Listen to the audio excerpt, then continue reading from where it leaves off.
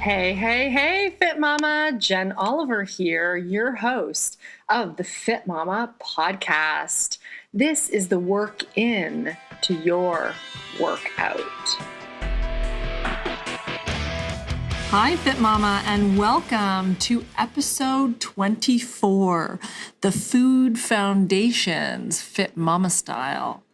At Fit Mama, I am always focusing you on the work in to your workout. And our food is one of those fundamental pieces that affects all parts of us, inside and out, and the mind and the body. Have you ever tried running upstairs or playing sports or doing anything that requires physical energy or movement after you've eaten? Like that old adage that you don't want to go swimming right after you eat, it's kind of like that. When you eat, you don't feel like moving. Naturally, all the energy is focused on your belly and your gut to digest, so you don't want to be running around or using your legs or arms. You want to allow that space and time and energy for your body to digest, because we know that digestion alone requires energy. So that's usually why after you eat, you are more likely to want to lie down than do much of anything else. But not everyone. We're all so different. And this is where the Love Fit Mama way comes into it. When I listen to my body, I can give it what it wants. And I know I was very good at this from a very young age. And I feel very fortunate with this. My mom herself was one of my first and major influences, as all of us have some connection to our parents as a large influence on the way we are today. And my mom did not have a very good body image. And by today's standards, she was quite negative and would be someone I would be working with. But in those days, I saw her struggle with her own body image. So it could have gone one of two ways.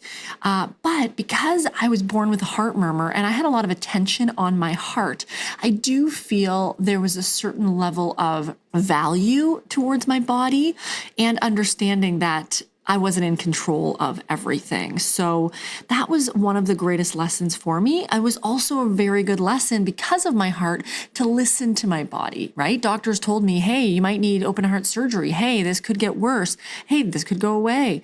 But listen to your body, see how it goes. And I ended up doing everything that I wanted to do, from athletics to sports to running to whatever it was I wanted to get into. I had no issues, but I was very cognizant of listening to my body. I was also very used to pushing my body in many ways, but that is a whole nother story for another day. So I really want to emphasize with you this idea of listening to your body, especially when it comes to food. Truly listening to your body allows you to get out of your head. And our heads are so filled with the noise and opinions and articles and stories and things that we hear from all these experts and gurus all over about what we should be eating. What is the best thing to be eating for this? What things do we need to eat for weight loss? What do we need to eat for muscle building? What do we need to eat for this or that or the other? And it gets a little overwhelming. We can all admit that we're overwhelmed by the abundance of information out there, which unfortunately doesn't correlate well with our understanding of what is best for us. Often it just leads to this paralysis by analysis mode, which leaves us eating things that are giving us stress because we think, oh, I should have this. No, I should have that. Oh, no, I shouldn't eat this. That's bad, or this is good. And it actually adds to our stress response. So because there are so many mixed messages with foods nowadays, it's becoming more and more confusing. And as I share in my TEDx talk that I did recently, the more information that we have around food and fitness, the higher the levels that we're seeing of body dissatisfaction and life dissatisfaction than we have ever seen in human history. Things like body image issues, negative self-talk, body dysmorphia, and eating disorders are on the rise, and they are already higher than they have ever been before. So it's quite terrifying, really, in the grand scheme of things. And it is really important to address these things because they don't need to be terrifying. They don't need to take over our lives. We actually can start to conquer these issues with addressing them, not hiding from them, not avoiding them or escaping them, but actually facing them. And this is the beautiful thing that we have the option to do. I mean, think about it. Social media has us all scrutinizing things like all of our pictures and looking at other pictures, comparing ourselves, and actually causing a lot of stress with ourselves because we're feeling we have to be flawless and we have to look so intently at every picture, pose, and posture to make sure that we're perfect, right? And this is an impossible standard, and something has to give. So usually it's our mental health because we just can't handle all the pressure anymore, which I don't feel is the only answer. And that's what I want to talk to you here about today. One of the things I'm so passionate about is teaching Fit Mamas, you, at the very basic level that we are all just space and air. We are not solid. We are just here. We are not solid.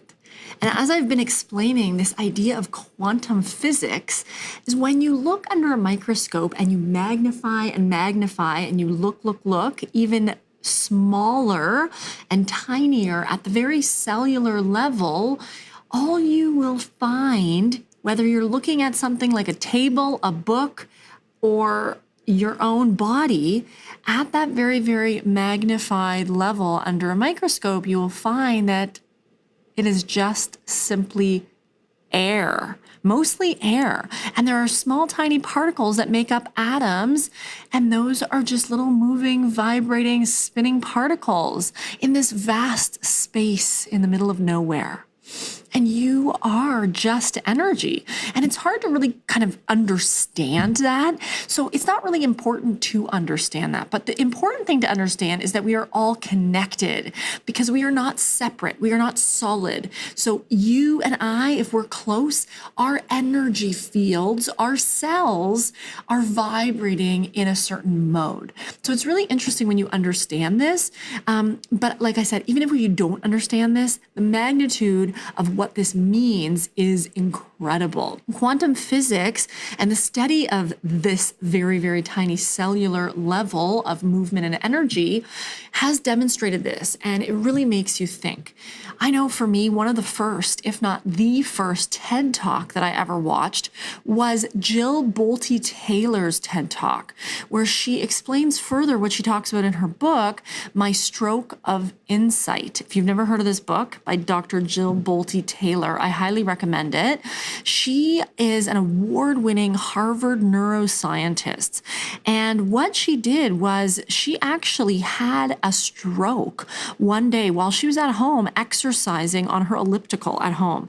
So she had this really vast knowledge on the brain and neuroscience.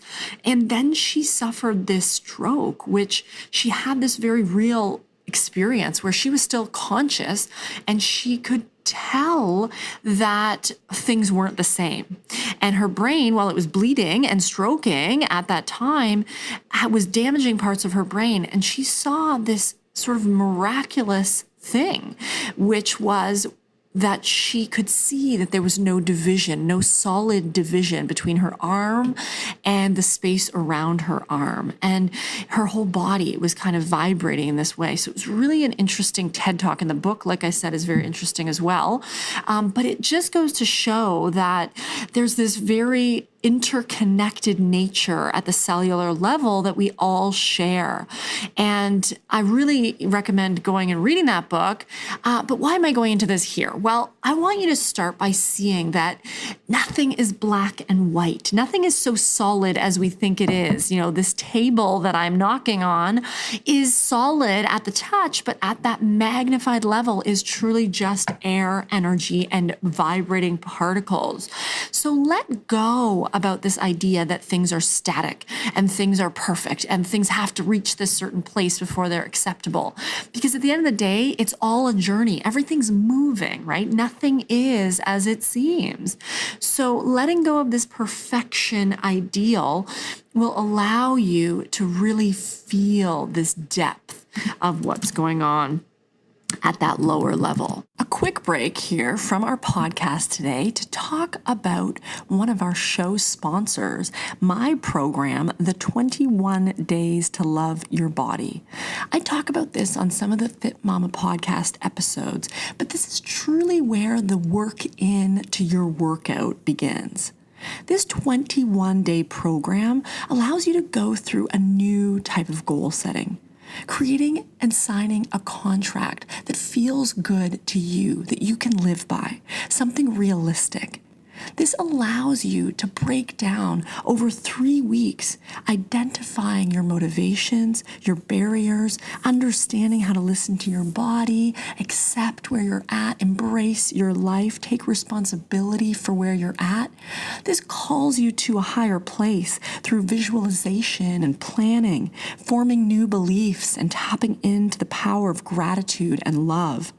This allows you to nurture yourself and enjoy the process by celebrating you, lowering your stress, understanding your willpower, catching up with your support system that starts from within. Understanding the underneath what is going on in terms of what is affecting the behaviors you engage in all starts with this program. I encourage this, and this has helped so many fit mamas around the world. I know the mindfulness and the habits you're going to form over these 3 weeks, filling in this fillable PDF journal that you can print out and fill out, or fill it out right on your computer. This is the missing link. I know you'll love it, and I know you're going to get a lot from it. Have a great day and enjoy. You can find it on lovefitmama.com or jenoliver.com. Thank you. And our heart and our gut have been dubbed our second and third brain. It's time we get out of the constant thinking in our heads and into our hearts and our cores through breathing and quiet time, not being distracted and busy constantly. Our minds and our bodies are connected, so the emotions we feel can drain us physically and also add to the stress and inflammation our physical body feels. They are connected by the nervous system, and the neurons, brain cells, have been found in both the heart and the digestive tract. It's just so cool. The science around this is groundbreaking, and I'll keep teaching you this exciting stuff as we progress. My takeaway for now, is this. We are all more alike than different. We are all more and less in control of things than we think we are. We have the power and capacity to change our vibrational frequency, which has a direct effect on how we view the world. The Love Fit Mama way is transforming the core of motherhood through this metaphysical field. There is more than meets the eye.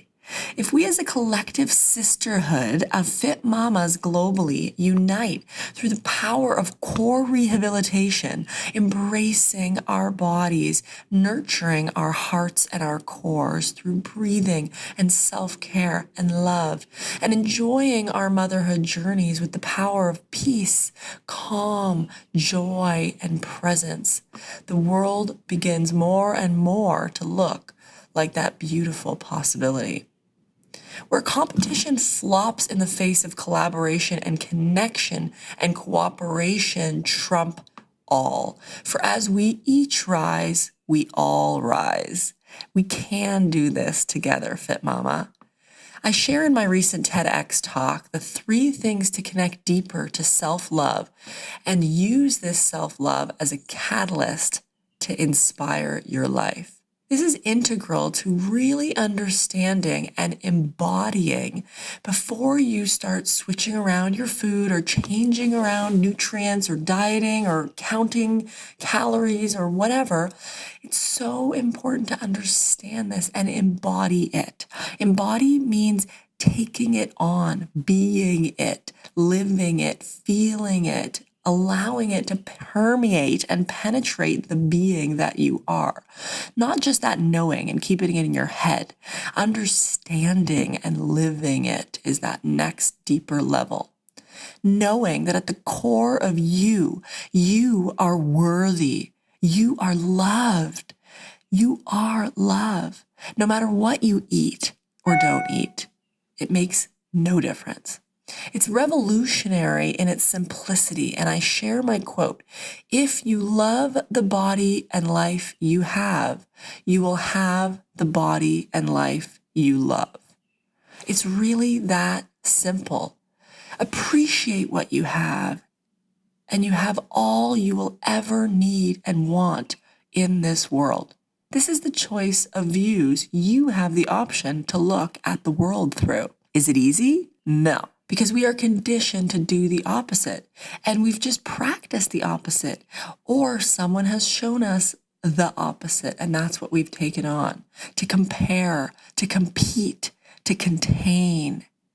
The Love Fit Mama way is the out-of-the-box way of being, thinking, and feeling, and it requires you to dive within and ask, what do I want? What do I care about? For anyone who hasn't read yet Mark Manson's book, this book, The Subtle Art of Not Giving a Fuck, is a must read. He simply asks, what are the fucks you're going to give? He says this, and I quote, you and everyone you know are going to be dead soon. And in the short amount of time between here and there, you have a limited amount of fucks to give. Very few, in fact. And if you go around giving a fuck about everything and everyone without conscious thought or choice, well, then you're gonna get fucked. It's classic. He also says this: the desire for more positive experience is itself a negative experience. And paradoxically, the acceptance of one's negative experience is itself a positive experience. I love that. Really love that. Because life is not all roses and balloons. But if you can learn from the thorns and the popped balloons, you look back and you see that it was all roses, because that's what life is about. Learning, growing, experiencing. Even when it feels negative, identifying and accepting the negativity is what liberates you and will allow you to feel the love and feel positive. And the more you ask what you really care about, the deeper you get into the core of who you are. You give yourself and those closest to you the best of you, and they get to be empowered through watching you. They decide then what they want to give their fucks about. I have so many great success stories from our FitMama Foundation's alumni, and it most often comes down to finding more fun in their lives, enjoying their kids, their jobs, their lives in general, not living to compete or compare or find all the not good enough because they're looking. What we look for, we tend to find. And I love sharing these 7 pillars of the FitMama Foundations because it gives you an idea of the simplicity of it, not the easiness of it sometimes, because that's a choice. To allow it to ease and flow in your life is a choice. But it's simple. Simply buying into the fact that it's not so hard, it's not so complicated, it's beautiful. It's just beautiful. This week, I want you to start to look day to day at the food talk that goes on in your head. Because eating itself is a simple act, but the ease in which we approach it is not necessarily a given. Do you equate food with good and bad? Are you good or bad if you eat something or don't eat something else? Do you use guilt and shame as tools to dictate your food choices? When it comes to food, I want to be honest with you. It's less about focusing on these specific macro or micronutrients and these singular ingredients or superfoods, and it's more about an overall approach that you have with food. Are you stressed out around it? Does it give you anxiety, guilt, shame, regret, frustration? The energy of love, enjoyment, and peace are important when it comes to digesting and assimilating the food that you eat. None of it matters if you're not actually absorbing it. And the number of cases of digestive disorders like Crohn's, celiac disease, IBS, acid reflux, and more are on the rise. These, while they may often be flared by foods, can most often be attributed to stress, negative emotions, and nervous system chaos than anything else. Do you notice how good you feel when you eat foods that are easily digestible to you and they don't cause you bloating, gas, or digestive upset? Do you notice the changes in your eating and digestion when you're relaxed? Implementing food rules that have nothing to do with food is the avenue I suggest for people who want guidelines. I am more aligned with an intuitive approach to eating. Do I feel like having something sweeter or saltier for breakfast, and then letting my belly and taste buds guide me more than my head or what's on the diet plan? I can choose ingredients that come to mind or are in my house that make me feel good, as long as I've purchased those. Getting into that high vibe when you're grocery shopping, feeling inspired and making foods that feel good.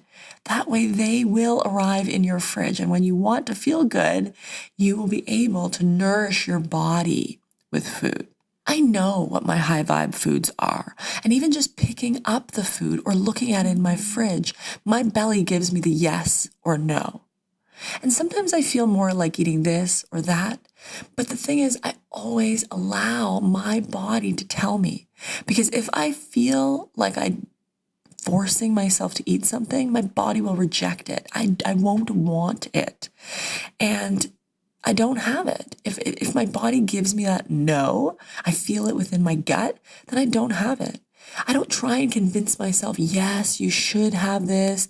Oh, you shouldn't have that. Oh, yes, you should do this. Because that is not going to be a sustainable way of doing this.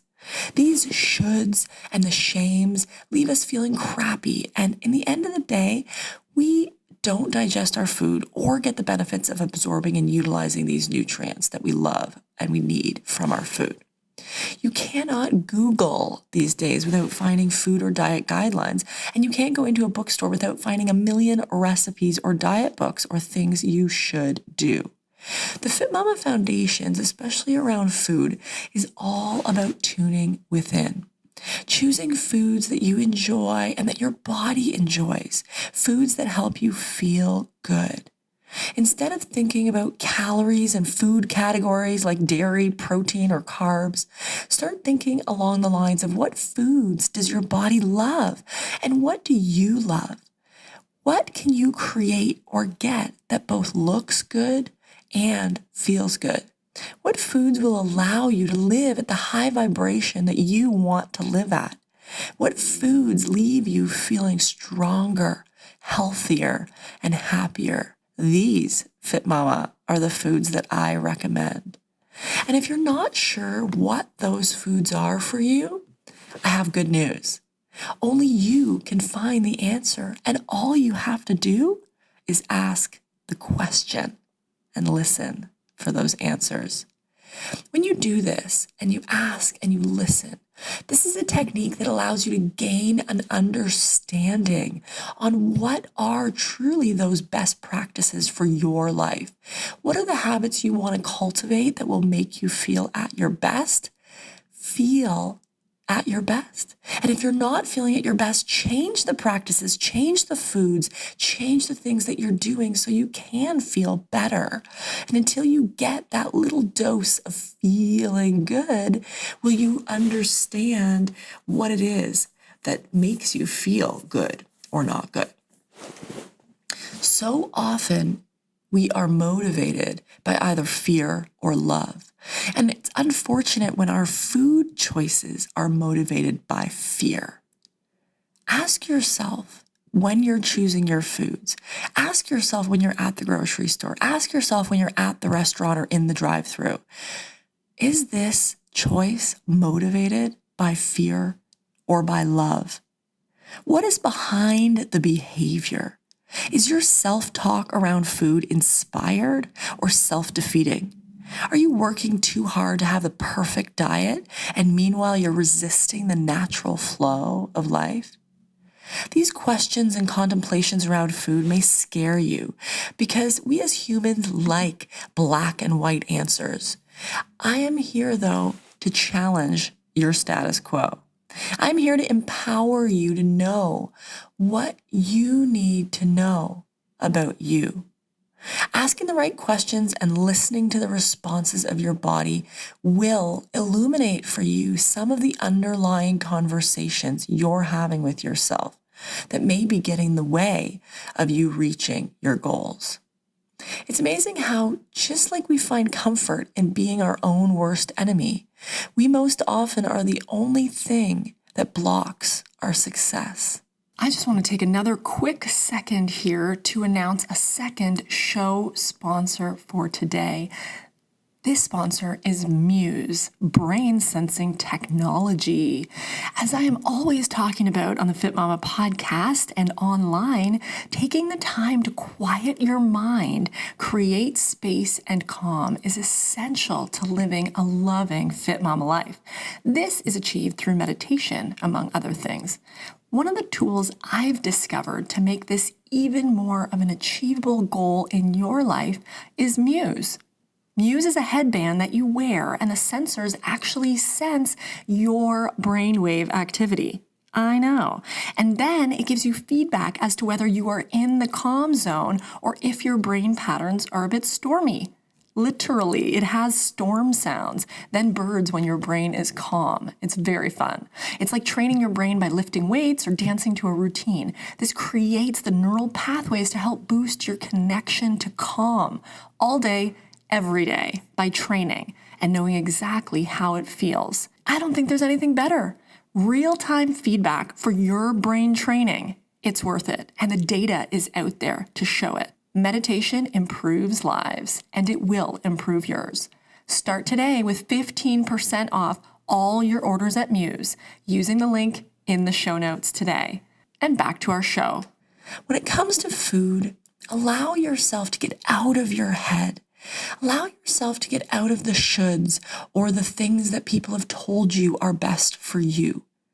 Only you truly know what is best for you. And when you can slow down enough and process what is actually happening in your mind, in your heart, in your core, will you be allowed to make the choices that truly reflect that best self, that high vibe you that you want to feel? When we're constantly telling ourselves what we should and shouldn't do, it feels negative, it feels pressured, it feels constricting. We want to offer expansion to ourselves. We want to offer the opportunity for anything to be possible. And when it starts with you realizing that every food can offer you high vibration if you begin with that end in mind. If you don't feel the guilt and shame associated with cake, you can enjoy the cake at the next party, at the next dinner, at the next restaurant outing or birthday. You can enjoy the things that happen in your life, the choices that you make. You can enjoy them. You can choose to not feel guilt-ridden, and you will be surprised with how incredibly good you feel. It's just beautiful when you allow yourself. It's a choice, but it's a beautiful choice when you allow yourself to eat what your body wants. And often we're conditioned to wanting things that we may have been taught to like. Our culture, our society, our friends, our family. It's incredible. The literature shows that what our food choices are most often dictated by those who we spend our time with. So be cognizant of how those around you, in fact, affect your food choices more than you yourself. And it's this awareness, Fit Mama, that's the most important piece of the whole food journey, is that you understand that the more awareness you bring to each moment around food, the more awareness you bring to how foods make you feel, the more awareness you bring to what foods your body is rejecting at that very, very basic level. I mean, it's funny because I've gone places before where it's supposedly a healthy meal or it's a healthy restaurant, and I'll look at the menu and I'll just feel like, no, I don't feel like these things, but I feel like those things. And yes, they're all healthy, quote unquote healthy, but if someone was to tell me I had to eat these things and I wasn't allowed to eat those things, it would completely affect my experience. And same with you. Going to an unhealthy restaurant or a healthy restaurant means nothing. It's choosing foods that make you feel healthy, that make you feel good, that allow you to feel loved by yourself without the food being involved at all. Remember, your feelings and emotions affect how your body functions at the very cellular level. Start to flow with food and reach for the freedom that I know is available to you. I see it happen again and again with Fit Mamas who go through the Foundations program or tune in within and listen. They have all the answers within them, and the internal struggle disappears. Thus, the external struggle disappears. So this week, when it comes to food freedom, I want you to do these 3 things. Number 1, start to notice the food talk that's going on in your head. Do you say things like, oh, I should have that. Oh, no, I shouldn't. Or, oh, I've been so bad today. Or I'm going to be good this week, starting tomorrow, and not do this, or this. Starting to notice these conversations you have in your head that demean you, that belittle you, that talk to you like you need to be controlled. These food negativities, for lack of a better word, are holding you back. They're holding you back in a way that is not going to help you move forward. And the minute you notice these conversations around food that you have in your head, I should eat more protein. I'm eating too much of this or that. I need to do this. When you start to notice these kinds of conversations that are going in your head around food, you will become empowered to change that conversation. Number 2, ask yourself, what would it be like to have freedom around food? What would it feel like to go into a restaurant, choose anything off the menu, eat it with enjoyment, and move on with your day? What does it look like to feel good around food? I want you to journal it, because if we can start to visualize what our dream situation or scenario is, we can start to embody that. We can start to create that. We can start to live by that. But so often when I ask Fit Mamas, what is it that you want? Or what does that look like? They're so reluctant to say because they truly don't know. They haven't given it enough thought. They know what they don't want it to look like. They know what they don't want to feel like anymore. They know what they don't want to feel like from moment to moment around food, but they truly don't know how to imagine what it is they do want. And that's the beautiful thing. By journaling it, by writing it out, or visualizing it even, you can start to imagine, what would it be like? How could it be possible to feel good around food all the time? And number 3, practice it. Practicing it means when you start to listen to your gut, to the feelings that you have towards foods, the feelings that you have towards yourself around foods, and when you start to really notice and visualize what you want it to be like, you can begin to practice it. So instead of saying to yourself, I should have this, I should do that, I have to do that, or I'm bad if I do that, start to change the conversation in your head and actually take action on it. So for example, like I talk about in my book, practicing the first thought technique. So when you wake up in the morning, instead of saying, well, my trainer or my nutritionist or so-and-so told me I should be eating oatmeal for breakfast every day, you wake up in the morning and you ask yourself, what do I feel like making today? Or perhaps you make yourself a weekly meal plan and you like to prep and plan ahead, which is fantastic and helpful when we live busy lives. But maybe you wake up that day and you don't feel like having oatmeal. But tomorrow on the menu is eggs. So today you make eggs instead and you practice honoring that right brain, that gut of your body that tells you what it is that you want in the moment now. And we don't always need to live by the now in terms of not thinking about the long-term consequences, right? Right now, I want French fries. And every time I go out to this specific restaurant, which happens to be every night after work, I want French fries. Well, when it becomes a routine and a habit, we know that long-term, it's not going to serve us.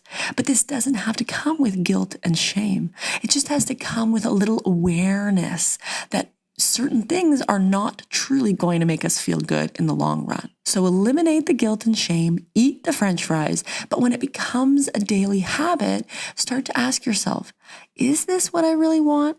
Or am I choosing this out of habit? Or am I choosing this because it's salty and I'm drinking beer at the same time? Or am I choosing this because I've always eaten this and I don't like salad or I don't like vegetables? Because those things do take practice and our taste buds take practice to change. So allow yourself that awareness by noticing the food talk in your head, by journaling or visualizing and imagining what's possible for you. And finally, to practice it. Every day, allow yourself the awareness to keep practicing. How do I want to feel? What foods do I want to eat? What foods do nourish my body and help me feel good and help me achieve my goals in life? That is freedom.